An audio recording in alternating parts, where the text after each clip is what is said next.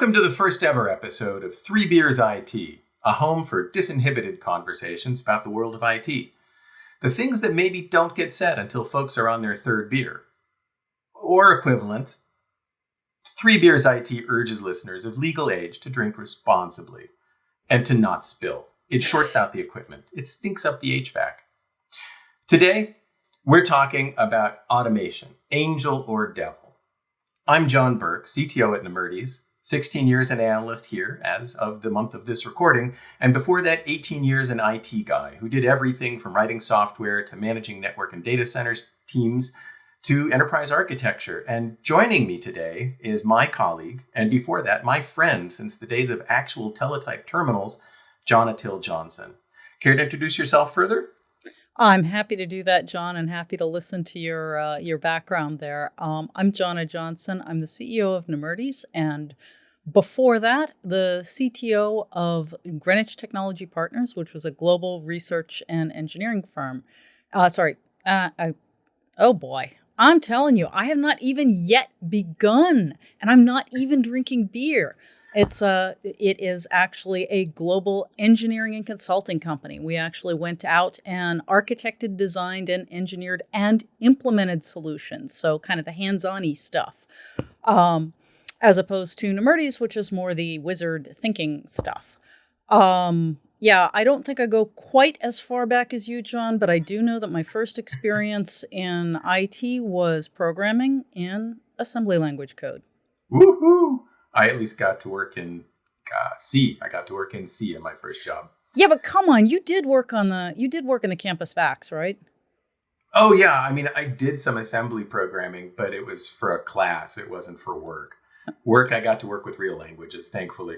So Today, I'm drinking Bell's Two-Hearted Ale, a fine product of Michigan, the state I was born in, and a delicious, delicious beer. 1, 2, or 3 beers, doesn't matter. Always good. What are you drinking today, Johna? Well, I'm actually drinking Curious Elixir No. 1. Hopefully you can see that. Curious Elixir, I'm going to say something that's absolutely heresy, but Curious Elixir is one of the wins of Facebook because I get actually good ads on Facebook. And for about a year, Facebook was tantalizing me with these Curious Elixir mocktails that are made out of Brooklyn, and that are designed to be tasty things that you can drink at parties without necessarily getting buzzed. And after about the 400th time I saw the ad, I thought, I actually really want to try them, and they are, in fact, delicious.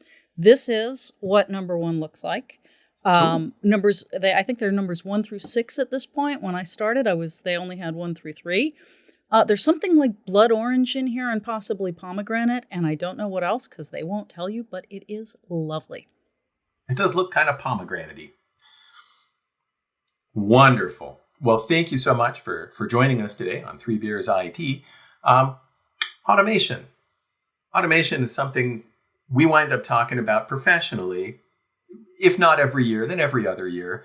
It's an evergreen subject. It's always coming back up to the forefront and is either the best loved object of deep hatred in IT or the most hated object of deep devotion, maybe after change management and Microsoft and Cisco.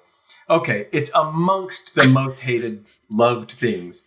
Which, by the way, is a Monty Python reference. John knows it, I know it, because we actually sort of speak the same language, and a lot of it comes from Monty Python. Alas. And actually, if you get him on the 4th beer, John can recite most of Monty Python.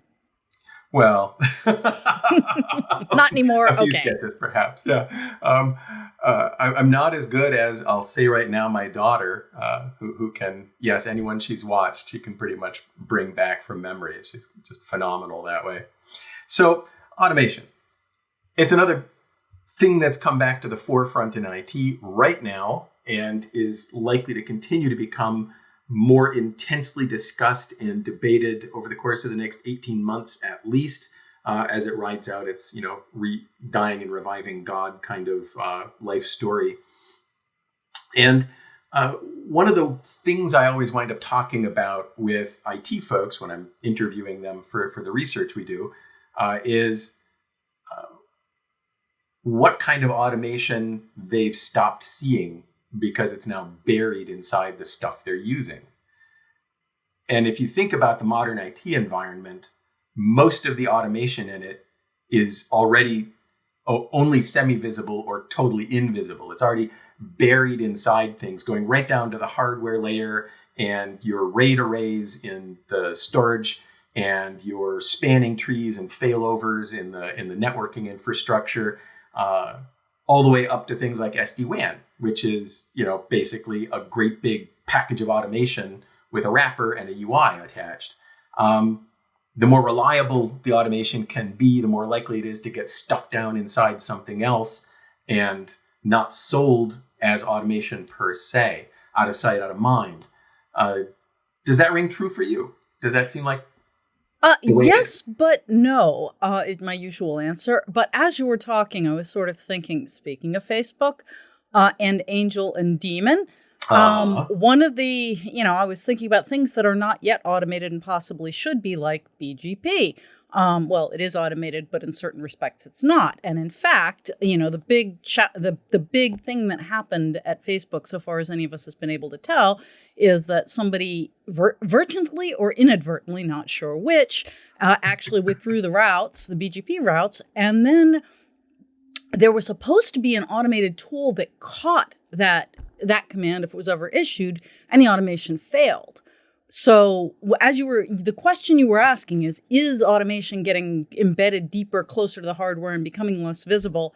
I would say yes, but then every time that happens, something comes out of left field. So you've got this software that's essentially designed to capture a command and then fails, which, because that's what happened. The automation was supposed to stop it from happening and it didn't happen.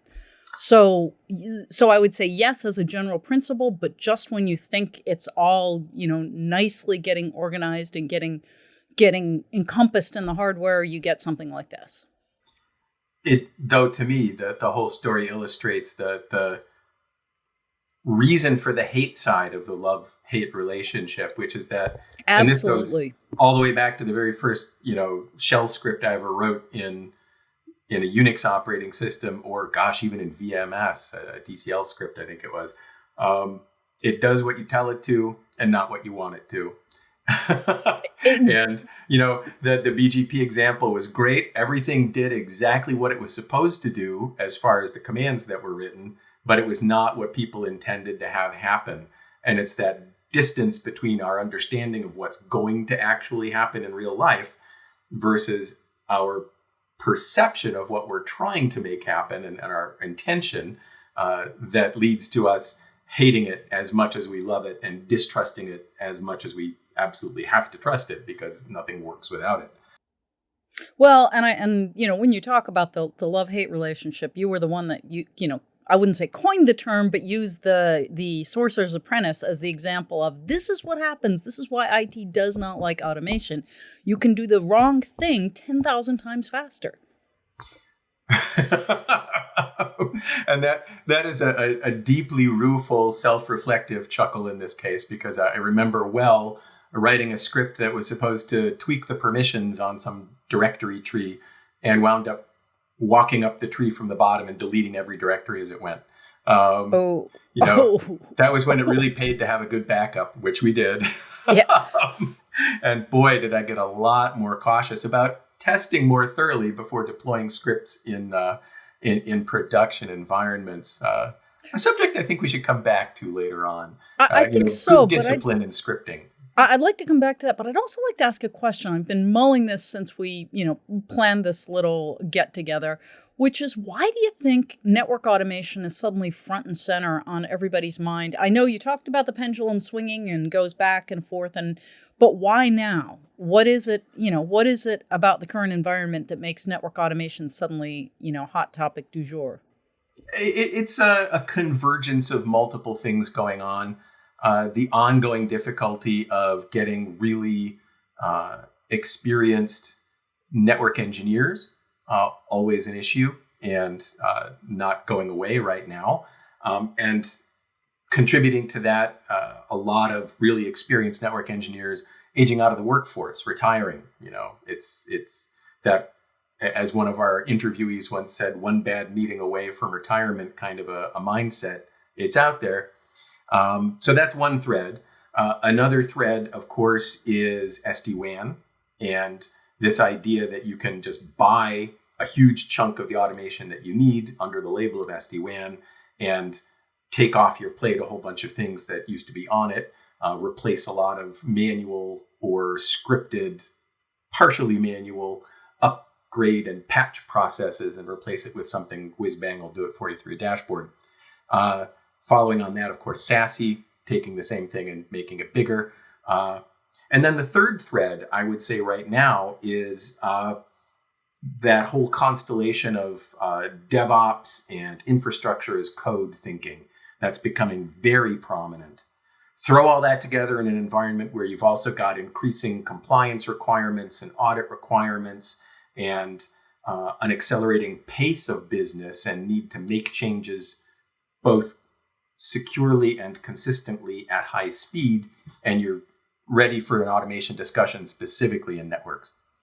You know, that last point I think is actually one of the biggest points, because when you start talking about infrastructure as code, you can't not automate, especially since, you know, that the whole idea of DevOps and Agile is automating wherever possible. So that makes sense. And the other thing that I've been thinking about is the, trends in cybersecurity. I mean, you basically backed yourself into it backed yourself there, I should say, by saying, let's start with SD-WAN and move into SASE. And when you start thinking about zero trust, that's all automation in action as well. Right. You're basically saying we automate a bunch of things. And as you pointed out earlier in this discussion, you're automating differently than you did at the beginning. So you might have automated access to applications via, ACLs and, basically, very rudimentary things. And now you're saying, okay, let's build that into the policy and have the whitelist only policy. So I was just having a really fascinating discussion with, I don't have his permission to use his name on air, so I won't. But with a network engineer at a big international company, and we were talking about the difference between the imperative mode in automation and the declarative mode, i.e. Oh, do tell. This is going to be good, because I haven't heard this before. I.e. imperative mode, you're telling things what to do, sending a list of commands, running loops, sending those same commands to other pieces of the infrastructure, versus the declarative mode, where you're defining the state in which things should be. And then, and this is the fun part, behind the scenes, automation is making everything in the network match that declared state in which things are supposed to be. And so there are some tools out there that are very much in the imperative mode, and the whole DevOps framework is basically built around the imperative idea. Whenever you want something, you just give the string of commands to build it. And then if you need it to be different, you throw that one away and build it again from scratch, right? Whereas the declarative mode says, well, I've built it, and now if it gets out of alignment, if it drifts, I'll just fix it. I won't throw it away and replace it. I'll just fix it because I know what's wrong with it. And so things that are drifting get corrected, and you can always audit and see where stuff is. But, underlying that declarative model, how you're dealing with the tool, there's just a whole lot of imperative stuff going on that's been pushed down. So it's supposed to be, magical behind the scenes automation that just works. In the end, it's like you're just really declaring your level of confidence in the ability of your platform to handle the push for you invisibly, as opposed to taking on the cognitive burden of doing all the pushing yourself, even if you're writing a script and then saying run the script to do the push. It's interesting. It actually sounds a lot like, good management. If you've got great employees, you don't tell them what every little step to take and what to do. You tell them just go make it so and figure it out. You're smart, do it. Of course, the risk, a twofold risk in this. One is what you said earlier, which is you may not necessarily be declaring what you actually want. Obviously, you may not be, I don't think imperativing is actually a word, but you may not be requesting in the imperative what you actually want either, but you may not be declaring the ideal scenario. You may think that's what you want, but then you suddenly discover it's not. So you still have that risk. You haven't gotten away from that. And the other one is that, of course, behind the scenes, under the hood, translation into a bunch of imperatives could be faulty, and you could end up with something that isn't at all what you wanted. So, I don't know that it's necessarily superior. I think it maybe is more resilient. Is that a fair way to put it? Possibly. I mean, I think with the imperative mode, you've got a better shot at fixing it if something goes, wrong with the mechanics, because you have all the mechanics in front of you. On the other hand, I think it's easier to get sort of wound around the axle of figuring out the order in which to do things, and the timing and all the other particulars of the commands and getting them to the things that need to execute them. What you're reminding me of? The configuration you really want. Yeah, I don't remember the exact name, but it's worth Googling on YouTube. The programmer who did the whole YouTube video about why you do not want to do daylight savings time or anything to do with time.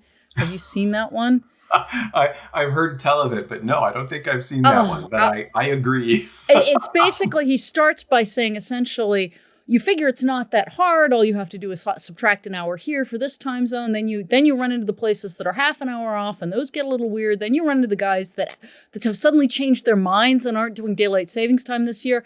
And then it starts to get weirder and weirder. And his ultimate conclusion is, don't do this. Just use the code that somebody else who actually did this and understands it. Use that code.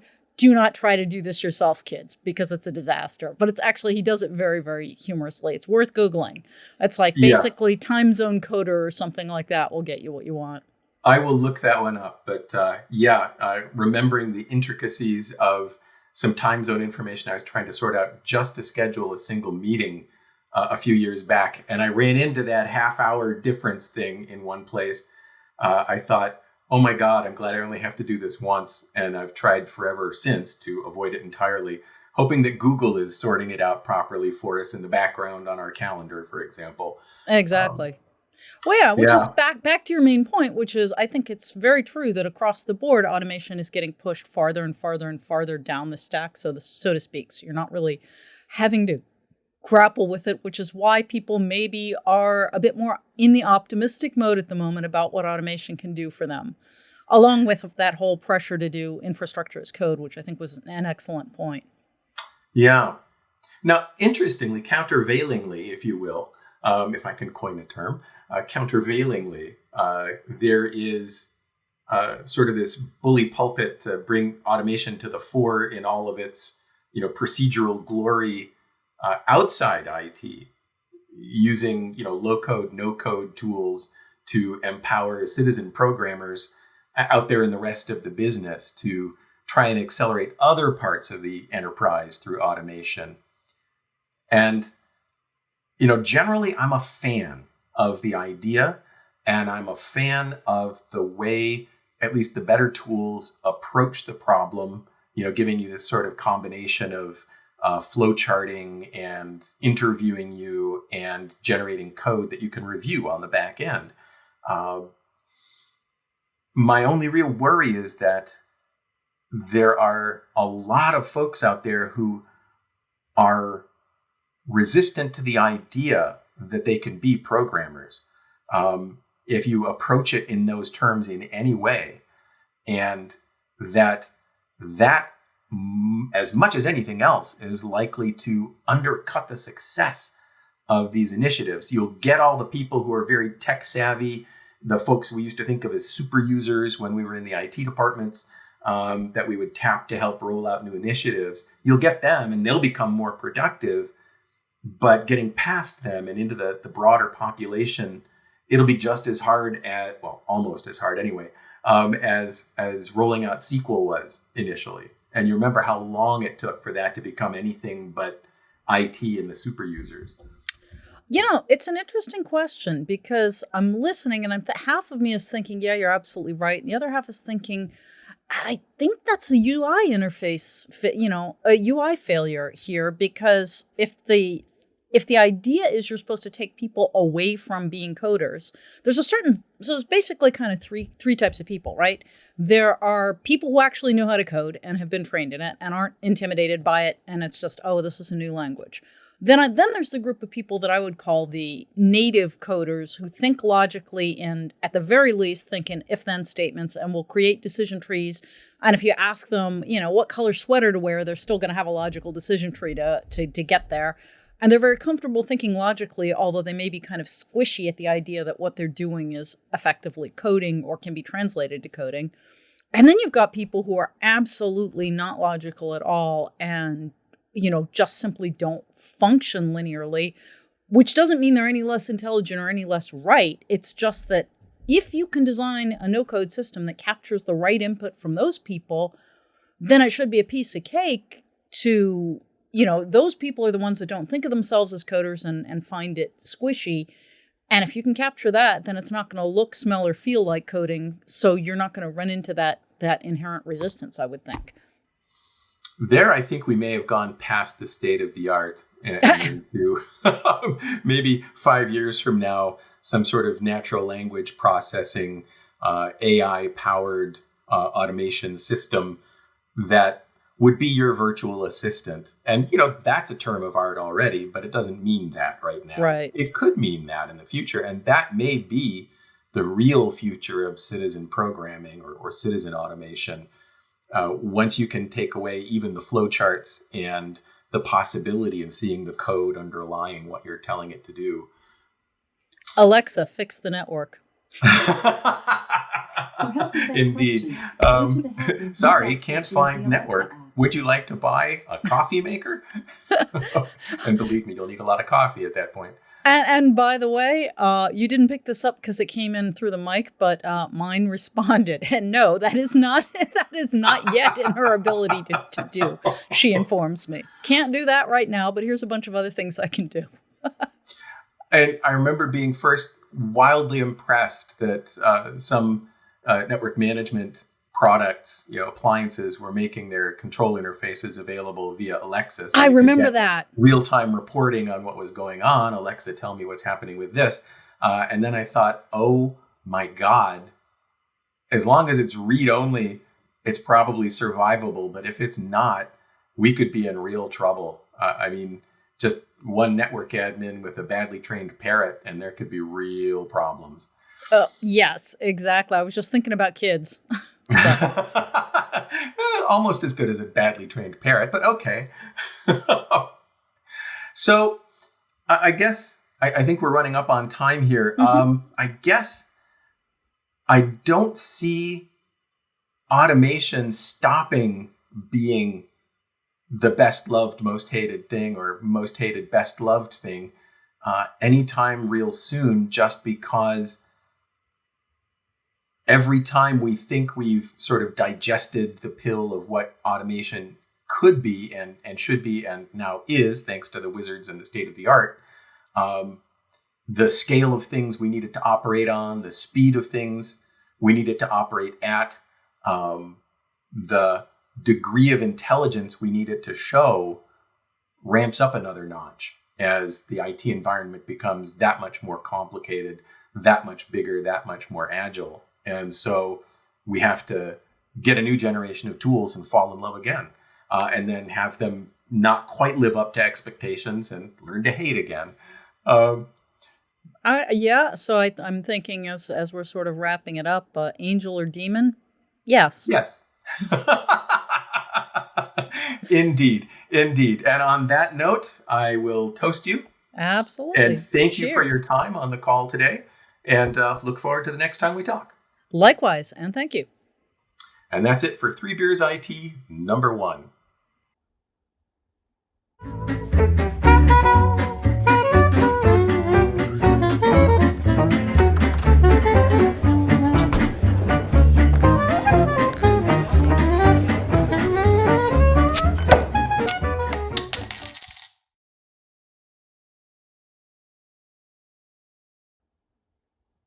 "24 minutes, by the way." It was feeling like a little more than 20, so I thought.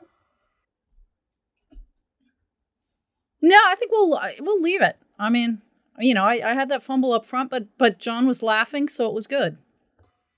Yeah, that just made it feel human and real.